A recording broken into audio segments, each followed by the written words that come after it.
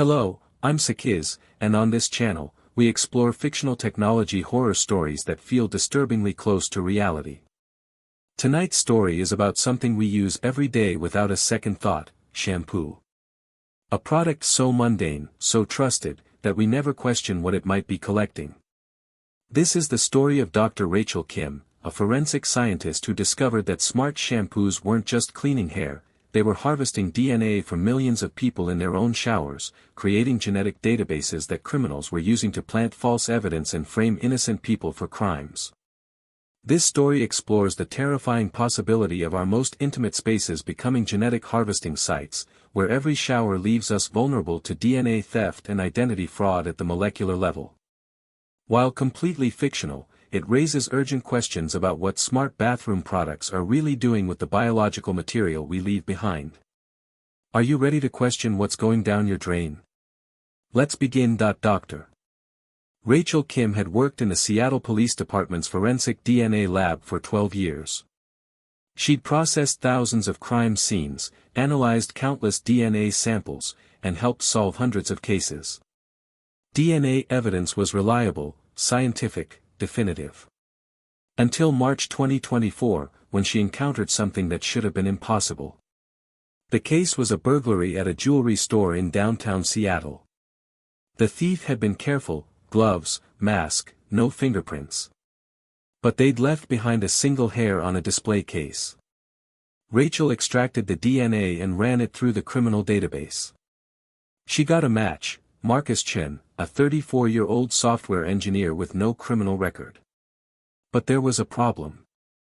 Marcus had an airtight alibi. He'd been in a work meeting with 12 witnesses at the exact time of the burglary, in a building 20 miles away with security footage confirming his presence. This can't be right, Rachel told Detective James Rodriguez, who'd brought her the case.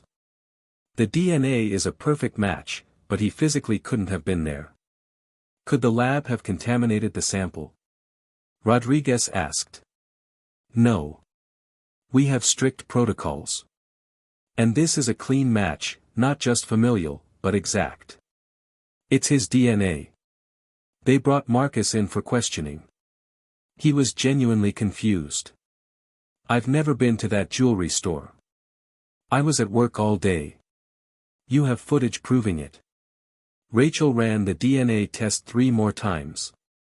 Every result came back identical. It was absolutely Marcus Chen's DNA at the crime scene. Then 2 weeks later, another impossible case. A home invasion across town. DNA found on a broken window belonged to Jennifer Martinez, a 28-year-old teacher who was giving a presentation to 200 people at a conference when the crime occurred. Then another. David Thompson's DNA at a car theft scene when he was on an airplane, verified by flight records and passenger manifests. Rachel had 4 impossible cases in 3 weeks. Perfect DNA matches to people with perfect alibis. It made no sense. Someone is planting fake DNA evidence, Rachel concluded. But how? You can't just create someone else's DNA. It has to come from their actual cells. She started investigating where the DNA might have been obtained. Blood samples. Medical records. But none of the victims had recent medical procedures or blood donations. Then Rachel noticed something in the victims' backgrounds. During routine questioning, 3 of them mentioned using the same brand of shampoo, CleanGenome, a new, smart shampoo that promised personalized scalp health optimization through genetic analysis. Rachel felt a chill. Genetic analysis meant DNA collection. And shampoo meant access to hair, the most DNA-rich biological material people shed every single day. Rachel purchased a bottle of CleanGenome shampoo and brought it to her forensic lab. She also contacted Dr. Lisa Park, a biotech researcher who specialized in genetic privacy. Together, they analyzed the shampoo's composition and its accompanying, smart, bottle that connected to a smartphone app. This isn't just shampoo, Dr. Park said after examining it under a microscope. Look at these microparticles suspended in the formula. She showed Rachel tiny synthetic fibers throughout the shampoo. These are DNA collection filaments. When you wash your hair, shed hairs and skin cells get trapped in these fibers. Then when you rinse, the fibers don't go down the drain, they're designed to stick to the inside of the bottle. So the bottle is collecting biological material? Rachel asked. Exactly. And look at this. Dr. Park showed her the bottle's design. It had a small chamber at the base with a filter system. Every time you use the shampoo, shed hair and cells accumulate here. The smart features claim to be monitoring your scalp health, but what they're really doing is extracting and analyzing your DNA. They examined the smartphone app that came with CleanGenome. It required users to register and connect via Bluetooth. The app claimed to provide personalized hair health insights based on genetic scalp analysis. Dr. Park hacked into the app's data stream. It's uploading DNA profiles to an external server. And Rachel, it's not just storing them. It's transmitting them to third-party buyers. She pulled up the server logs. CleanGenome Technologies was selling complete genetic profiles to multiple organizations. Insurance companies purchasing genetic health risk data, pharmaceutical companies buying genetic research data. Consumer genetics companies building proprietary databases, and most disturbing, anonymous buyers on encrypted networks. Someone is buying DNA profiles and using them to create fake forensic evidence, Rachel said. But how? You can't just synthesize someone's DNA from a digital profile. Actually, Dr. Park said grimly, you can. There are labs that synthesize DNA for legitimate research purposes. If criminals got access to someone's complete genetic sequence, they could order synthetic DNA samples that would be identical to the original person's DNA. Rachel understood the full horror now. CleanGenome was harvesting DNA from millions of people through their daily showers. That genetic data was being sold. And criminals were purchasing it to create synthetic DNA to plant at crime scenes, framing innocent people for crimes they didn't commit. Rachel and Dr. Park investigated CleanGenome Technologies. The company had launched 18 months earlier with aggressive marketing about the future of personalized hair care through genetic insights. Sales data showed they'd sold 12 million bottles in the United States alone. 12 million people unknowingly having their DNA harvested every time they showered. They found more victims of DNA evidence fraud. People being questioned for crimes they didn't commit because their DNA, stolen from their shampoo bottles, had been planted at crime scenes. The criminals were sophisticated. They weren't just randomly framing people. They were selecting victims strategically. Targeting people with no criminal records so their DNA wasn't in police databases, making the match seem more significant when found, choosing victims who lived near crime scenes to make their involvement seem plausible. Avoiding victims with strong alibis that could be easily verified. Rachel identified 17 cases across Seattle where DNA evidence didn't match other facts of the case. All 17 victims had used CleanGenome shampoo. But the DNA theft wasn't just being used for criminal evidence planting. Rachel and Dr. Park discovered the data was being sold for multiple purposes. Insurance discrimination, companies denying coverage based on genetic health risks found in stolen DNA. Employment screening, employers illegally accessing genetic data to avoid hiring people with health risk markers. Identity theft, creating fake IDs using victims' genetic information. Paternity fraud, using stolen DNA in custody disputes. Medical research, pharmaceutical companies using stolen genetic data without consent. The most disturbing discovery, CleanGenome wasn't alone. They found 5 other smart shampoo brands doing the same thing: BioClean, Pure Genome, NeuroWash, Genetic Care, DNA Clean. All collecting DNA. All selling genetic profiles. All marketed as innovative personal care products when they were actually genetic surveillance devices. How many people's DNA has been stolen? Rachel asked. Dr. Park checked sales data across all the brands. At least 40 million bottles sold. Even accounting for repeat purchases and multiple users per bottle, we're looking at genetic profiles on potentially 25 to 30 million people. 30 million people whose DNA was being harvested from their showers and sold without their knowledge or consent. Rachel and Dr. Park traced CleanGenome's corporate structure. The company was owned by Genetic Insights International, which itself was a subsidiary of a conglomerate with ties to pharmaceutical companies, insurance firms, and data brokers. They found internal documents through a whistleblower, a former CleanGenome chemist who'd quit after learning what the product really did. The documents revealed everything. CleanGenome had been designed from the beginning as a DNA harvesting system disguised as shampoo. The personalized scalp health features were marketing cover for genetic surveillance. The company had partnerships with criminal organizations, selling DNA profiles specifically for evidence planting at premium prices, $50,000 per profile with guaranteed crime scene quality synthetic DNA samples. They'd built a massive genetic database indexed by location, ethnicity, and genetic characteristics, allowing buyers to select victims who matched their needs. The company knew they were enabling crime and discrimination, but the profits were too substantial to stop. Internal emails showed executives dismissing concerns. The liability risks are manageable compared to the revenue potential of the genetic data marketplace. Users consent to DNA collection in the terms of service. It's their responsibility to read paragraph 67. If criminals are using the data, that's not our problem. We're just providing a genetic research database. Rachel contacted federal authorities. The FBI opened an investigation. But they faced a legal challenge. CleanGenome's terms of service did technically disclose DNA collection, buried in dense legal language that few users would ever read. The company argued they had consent. They claimed users understood that genetic scalp analysis meant DNA extraction and data sharing. Rachel knew they had to expose this publicly. The legal system was too slow, and millions more people were using these products every day. Rachel worked with victims to document their cases. Marcus Chen, whose DNA had been stolen and used to falsely implicate him in burglary. Jennifer Martinez, framed for home invasion.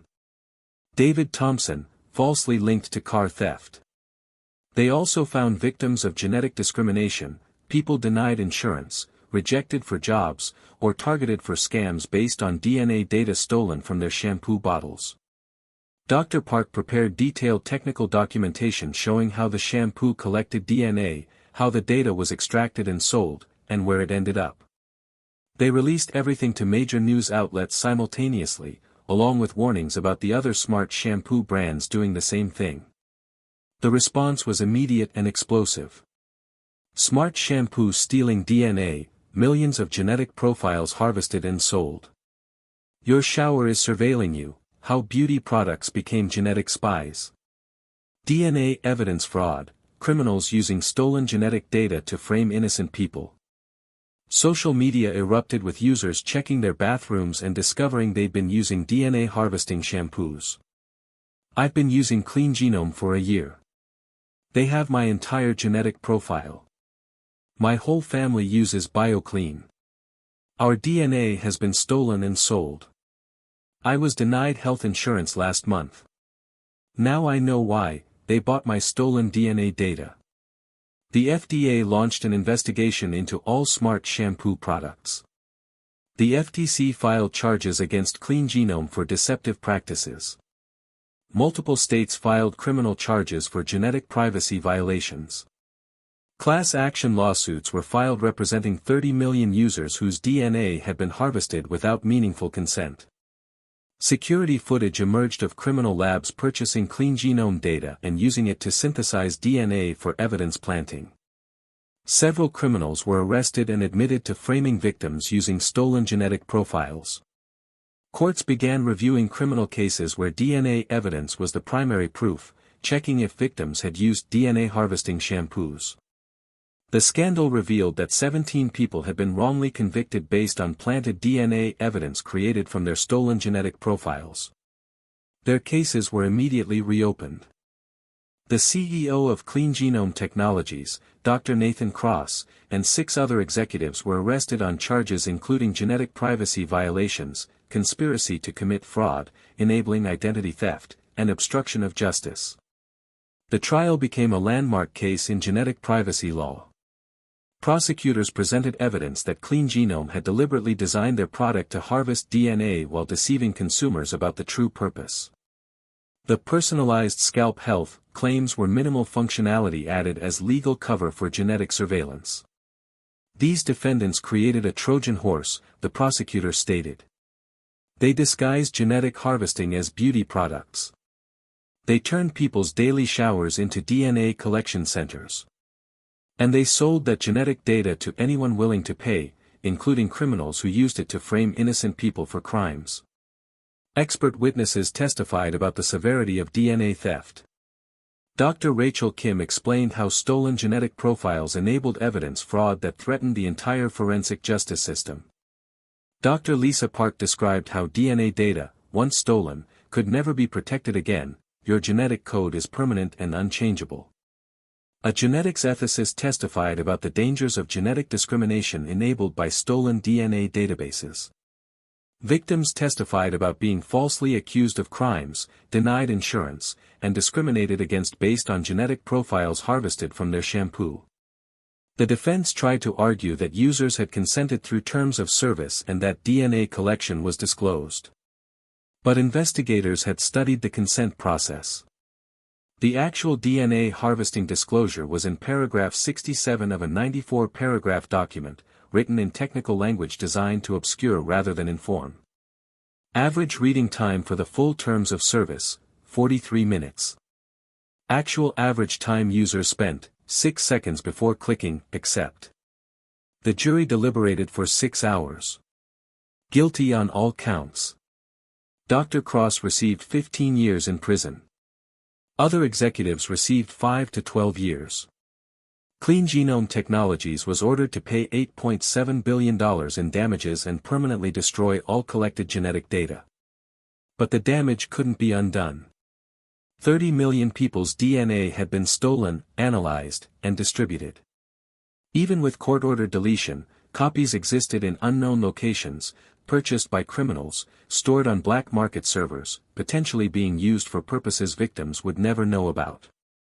New regulations were enacted. Genetic material classified as intimate biological data, requiring explicit, informed consent prohibition on collecting DNA through consumer products without medical licensing, criminal penalties for selling genetic data without authorization. Mandatory disclosure in plain language of any biological data collection right to genetic data deletion and verification of destruction. 1 year after exposing the scandal, Dr. Rachel Kim sat in her forensic lab, processing DNA evidence with new protocols. Every sample now required verification that it couldn't have come from synthetic sources or DNA harvesting products. The CleanGenome scandal had fundamentally changed forensic science. DNA evidence, once considered infallible, now required additional corroboration. Courts implemented new standards for admitting genetic evidence. Rachel had helped exonerate the 17 people wrongly convicted based on planted DNA evidence. But she knew others might still be imprisoned, victims of DNA theft who'd never been identified. She'd also changed her own life. No smart bathroom products. No apps that claimed to analyze biological functions. Nothing that could harvest the genetic material she shed naturally every day. The scary thing about CleanGenome, Rachel reflected during an interview, is how simple it was. Put DNA collectors in shampoo. Market it as innovation. Harvest genetic profiles from millions of people in their most private moments. Sell the data. The technology wasn't sophisticated, the deception was. She continued, we leave DNA everywhere we go, hair, skin cells, saliva. Usually it just degrades and disappears. But when companies deliberately collect it, analyze it, and sell it, they're stealing something that can never be replaced or changed. Your genetic code is permanent. Once it's stolen, you're vulnerable forever. The interviewer asked, how can people protect their genetic privacy? Be suspicious of any product that claims to analyze you or optimize your biology through smart technology. Real innovation in shampoo is better cleaning or conditioning, not genetic surveillance. If a bathroom product connects to an app and collects data about your body, ask what they're really measuring and where that data goes. Rachel looked at the DNA samples on her lab bench, evidence from real crimes, collected through proper chain of custody, analyzed with new verification protocols. We almost lost faith in DNA evidence because of CleanGenome.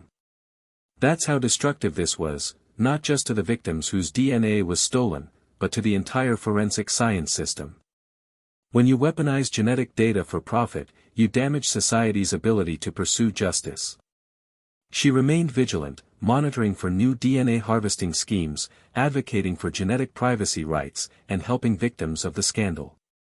Because she'd learned a hard truth, in the age of surveillance capitalism, even your shower isn't safe. Even your DNA isn't yours alone. And companies will harvest anything they can from your body if they think they can profit from it. The CleanGenome case became a turning point in genetic privacy law and consumer protection. It revealed that the most intimate biological data, our DNA, could be harvested from everyday products without our awareness, then used against us in ways we could never anticipate. Today, smart shampoo products are heavily regulated. Any product claiming to analyze biological material must be licensed as a medical device, with strict oversight and explicit consent requirements. But 30 million people's DNA was stolen before these protections existed. Their genetic profiles remain somewhere in databases, potentially being misused in ways they'll never discover. Dr. Rachel Kim continues her work as a forensic scientist, but the CleanGenome scandal changed how she views DNA evidence forever. She now advocates for genetic chain of custody, verification that DNA evidence came from legitimate biological sources, not synthetic samples created from stolen data. What CleanGenome taught us, she tells forensic science students, is that DNA theft is easier than we imagined and more dangerous than we feared. All it took was shampoo, a collection system, and corporate greed. Millions of people had their genetic identity stolen while washing their hair. The warning remains urgent because the vulnerability persists. We shed DNA constantly, in hair, skin, saliva. Most of it is harmless. But when companies deliberately collect it from products we trust, when they analyze and sell our genetic code without our knowledge, we lose control over the most fundamental aspect of our biological identity. Smart bathroom products continue to emerge, promising personalization and optimization. Some are legitimate. Others may be surveillance systems waiting to be exposed. The lesson of the shampoo that stole DNA, your genetic code is valuable, vulnerable, and once stolen, can be used against you forever. Every product that touches your body, every device that analyzes your biology, every app that promises to understand you better, through biological data, all of them require extreme scrutiny. Because in the surveillance economy, your DNA isn't just your identity. It's a product to be harvested, sold, and exploited by anyone who can access it. And sometimes, all they need is for you to wash your hair. This story is completely fictional. CleanGenome and similar DNA harvesting shampoos do not exist. Current smart bathroom products should be evaluated individually for their actual data practices.